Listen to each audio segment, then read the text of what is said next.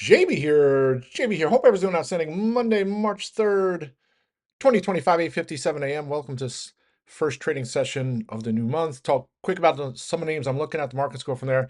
S&P futures looking to continue their bounce from Friday. About up, let's see, almost 0.5%. Where are we at? About 0.4%. News over the weekend. You have a new crypto reserve, right? I'm trying to, let me see if I have all the little things up here. Sorry about that, folks. Um, yeah, so sorry about that, folks. So we have the announcement of a crypto strategic reserve, which was out there already. It's just more, I guess, more official. There'll be a crypto White House crypto summit on Friday. Um, then overnight, well, not overnight, but this morning, Europe markets are soaring. Some of the indexes are up at all-time highs, and that's despite yields going up in the Eurozone. Some of that is on the heels of the possibility of more defense spending, right? So you see some of these defense names, especially the ones in Europe, rallying, but then also yields going up because these governments probably gonna have to raise more debt to finance the defense. But either way, yeah, you see that backdrop. This week, in regards to catalysts, we pretty much got most of the stuff out of the way. We do have ISM. I think that's out at 10 o'clock today. We have the February jobs report on Friday. That's going to be a doozy. And I'm sure it's probably, I don't think expectations are going to be high for a decent report. So I think the risk of a huge miss probably, I don't think that'll do too much for markets, but certainly gonna be something to watch. And then there's still earnings. And Wednesday before the open, we get Target. And I think after what happened with Walmart and their guidance, kind of want to see Target at least do a better report in regards to its guidance. You have Costco, I think, on Thursday. So there's still some catalysts this week for the market. Uh, but interesting, and I put it on the watch list. I mean, there's all these different catalysts you can say for the recent 2 week sell-off, right? Do you have the stickiness of inflation? We have consumer confidence, where the last two, well, at least the last couple, consumer confidence reads way below expectations and declining. We have tariffs possibly kicking off tomorrow, right? To 25% tariffs on Canada, Mexico, 10% on China. Geopolitical tensions, right? Well, I mean, middle of the day on Friday with the Ukraine situation and in the White House, and then the AI bubble. I wouldn't even call it a bubble, but you saw we had the earnings, NVIDIA earnings, and then you saw that kind of like reversal in some of the names Thursday and then into Friday. So uh, to me, it's like a mini greed reset. We kind of reset expectation. Maybe things can start to find some support here. And we can go. The positive thing, and I look as, of course, the yield side of things. So yields continue to decline. I did post some little, there's always little things that kind of catch your eye. One of this, the Atlanta GDP now estimates tanked on Friday. I mean, it went from positive nearly 2% to almost negative 2% for the first quarter. So who knows if that has to do with the layoffs or the consumer confidence numbers or what have you, but certainly something to watch. But uh, who knows if that's just an anomaly. And then, of course, you read things over the weekend and some of the headlines. People like to create the fear, uncertainty, and doubt. It's a lot easier to get folks feared. And the fear and greed index, by the way, which was CNN's thing that everybody likes to share all the time, I think it was like at 20%. So that was pretty fearful.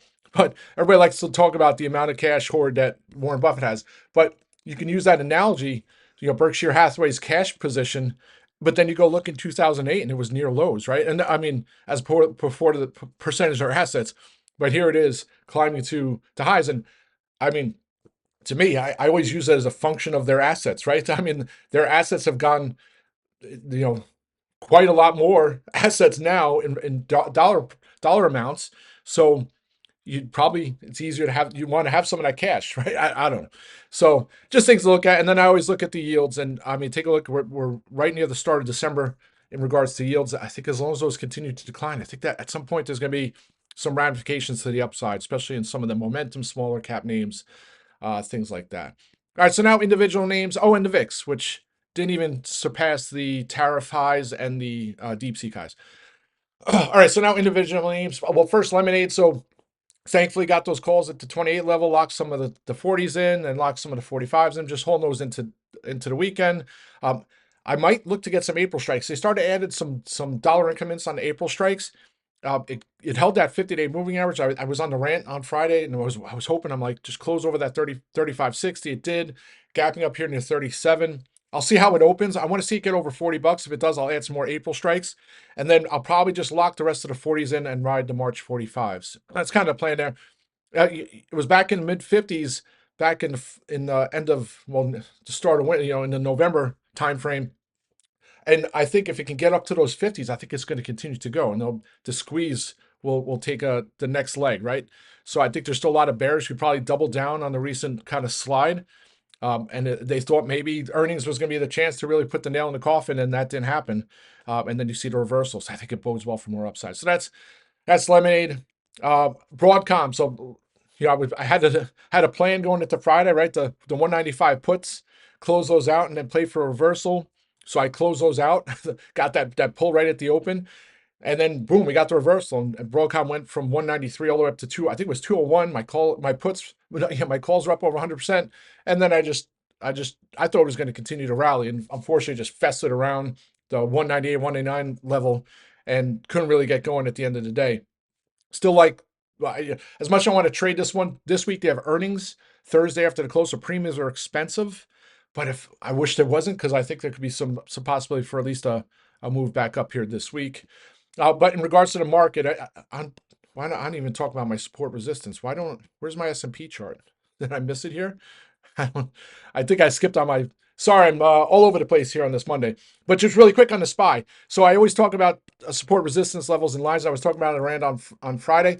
It was like magic, all the way down to 582 and change, and that's where my support resistance line, which I drew all the way back in 2024. So that'll be a big spot if we do get further weakness in the coming days and weeks. And then on the flip side, the 50-day moving average, 597.86. So maybe some resistance there today, but maybe some chop, and then we can go forward. All right, sorry about that. That's the overall market. On the flip side, if we do get weakness today, 594 was a good spot to get put hedges. I obviously can't get in Broadcom with the premiums being expensive, but I might look at names like ServiceNow, MDB, maybe even Snow, some of the momentum names that might come under pressure with the overall market. All right, so that's that.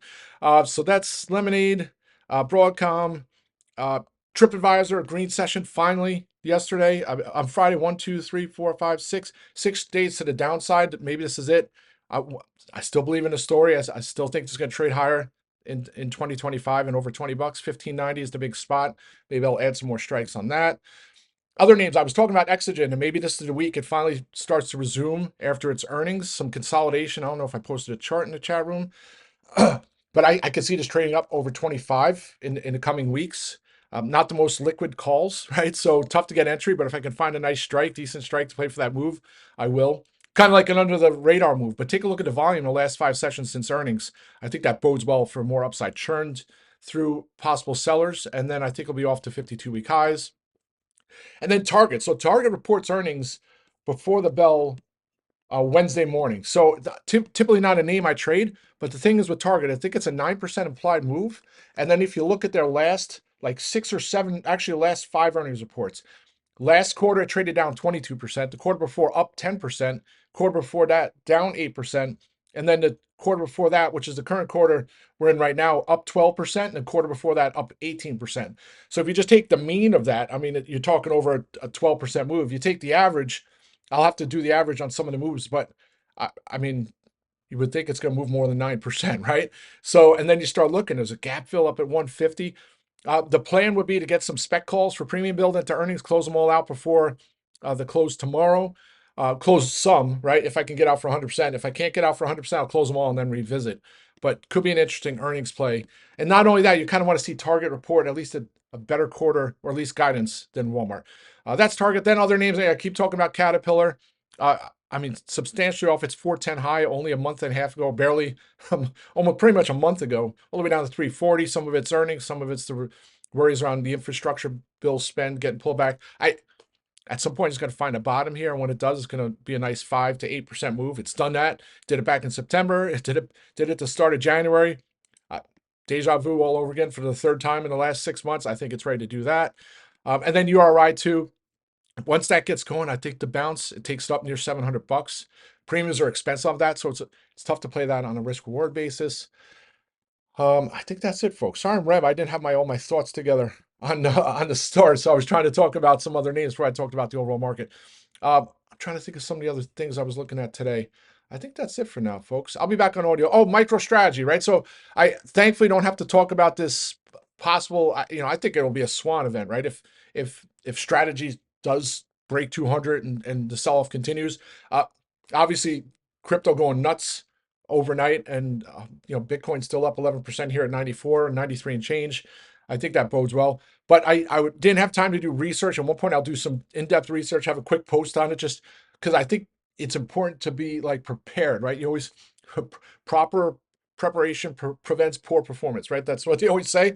So you always want to be prepared for scenarios that might play out in the market. And if there is some weakness at some point, it breaks under $200, what would that do for the rest of the market? So that's kind of what I've been trying to wrap my head around over the last week or so. Anyway, let's have a great day. I'll be back. Rock and roll.